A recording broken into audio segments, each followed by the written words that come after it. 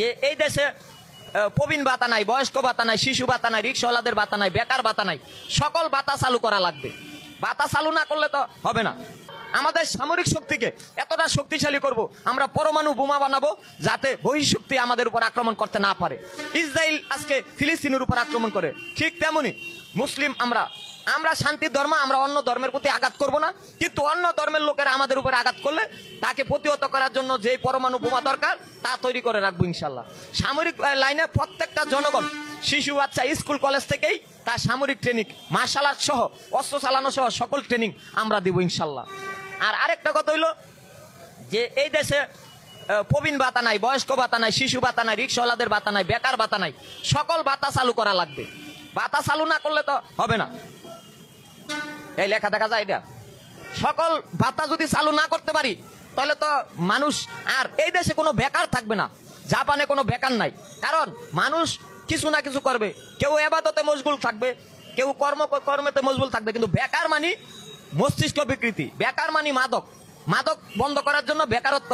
নিজেরাই যখন দেখবো যে কাজ করলে শ্রমিক ন্যায্য মজুরি পাইতেছে, ভালো খাইতে পারতেছে, পড়তে পারতেছে, উন্নত হয়েছে দেশ, তখন কেউ কিন্তু মাদক খাবে না।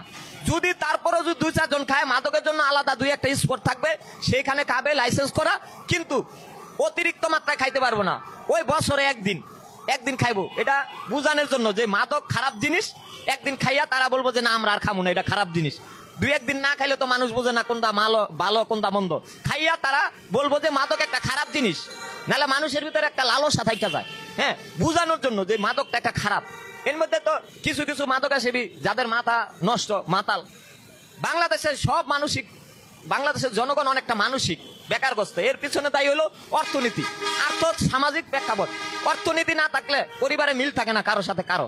হ্যাঁ, তখন মানুষের টেনশনে মাথা নষ্ট হয়ে যায়। হ্যাঁ, এই টেনশন যাতে না থাকে, বাংলাদেশে অর্থনৈতিক সমৃদ্ধ গড়ে তুলতে পারলেই আমরা কিন্তু বাংলাদেশে বেকারত্ব যত সমস্যা এগুলো দূর করতে পারবো। আর অর্থনীতি সমৃদ্ধ না হইলে, কৃষি সমৃদ্ধ না হইলে, আজকে দেখেন কৃষি সমৃদ্ধ বাংলাদেশটা ছিল আগে, তখন কিন্তু চালের অভাব ছিল না। এখন ভারত থেকে আমাদের চাল আমদানি করতে হয়।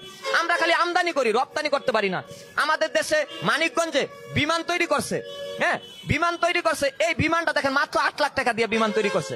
তাহলে এই বিমানটা যদি আমরা সারা বাংলাদেশে প্রত্যেকটা জেলায় যদি একটা কিছু হেলিকপ্টার থাকে, সহজে আমরা আসতে পারবো। প্রতি জেলায় আমাদের এত সুন্দর ইঞ্জিনিয়ার আছে, সে বিমান তৈরি করে এক জেলা থেকে আরেক জেলায় আমরা বিমানে চলাচল করব, তাই না?